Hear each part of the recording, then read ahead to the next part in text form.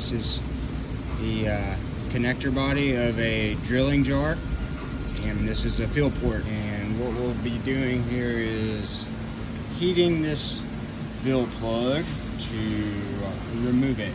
It has rust and stuff in it, so I'll heat around this area right here,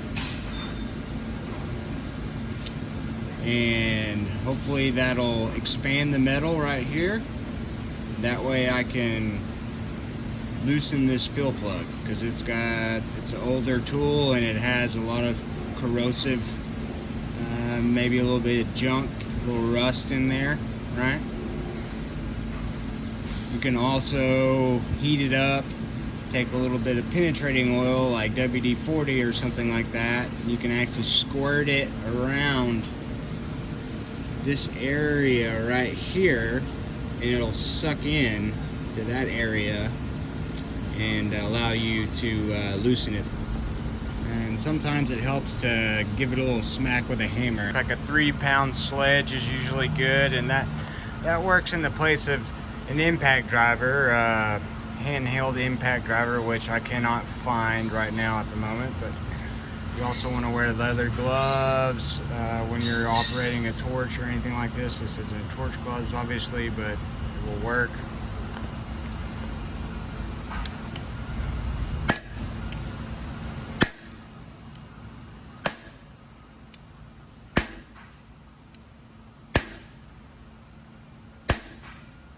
So smacking it with a hammer obviously didn't work. I can get a bigger cheater, but I'm worried about breaking my Allen. Just a 1/2-inch drive socket with a 3/8. Got a 1/4-inch Allen on it right there. So we'll try some heat.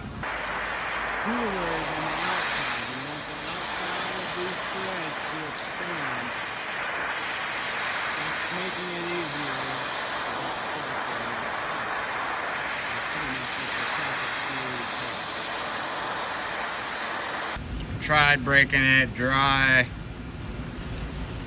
squirting that penetrating oil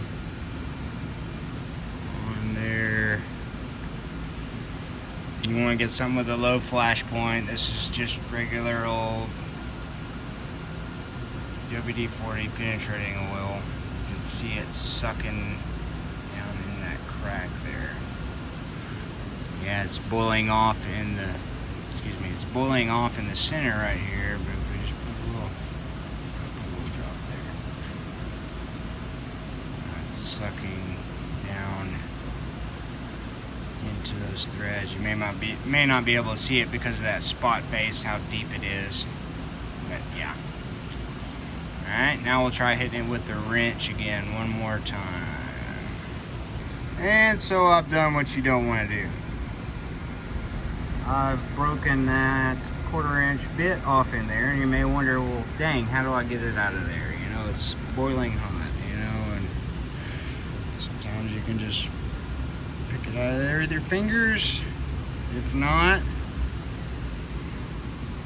set that down, because don't want to hold that too long, because that's probably hot. I would loosen the part in the vise. If I couldn't get it out with needle nose pliers or some kind of pliers, vice grips or something, that was enough that was sticking out, but let's just say it was broke off flush. Okay, I'd try wiggling in it, smacking it with a pick or a hammer on this side a little bit, and then I would loosen the vise, rotate the part 180 degrees, come over here, and then smack the back side of the part with a hammer. And essentially the idea is that the fill plug or your broken tool comes out of the fill plug. So in some cases, as you can see, I've broke both of my tools trying to get this out. You will have to weld to the fill plug using a piece of flat bar, or I like to use angle more often because it's got the V and you can rest the corner in the valley or the hole of the fill plug right there. Let's give this a whirl. Watch your eyes.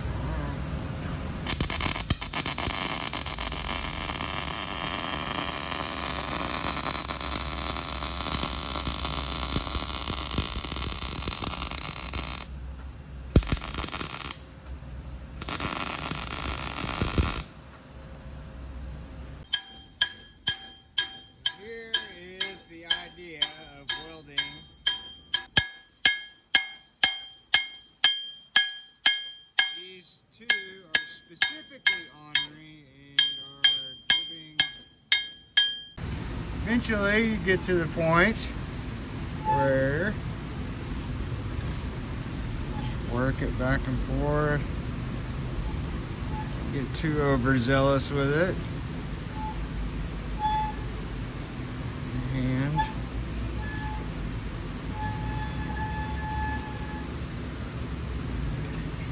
almost out.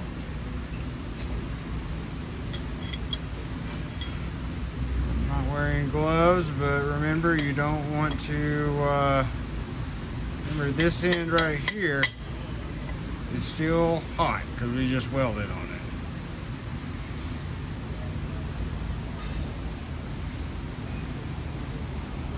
Nothing that a tap can't fix. It's not a brand new part, obviously, but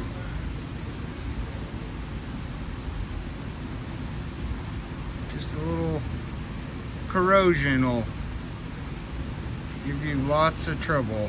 But yay, we fixed it.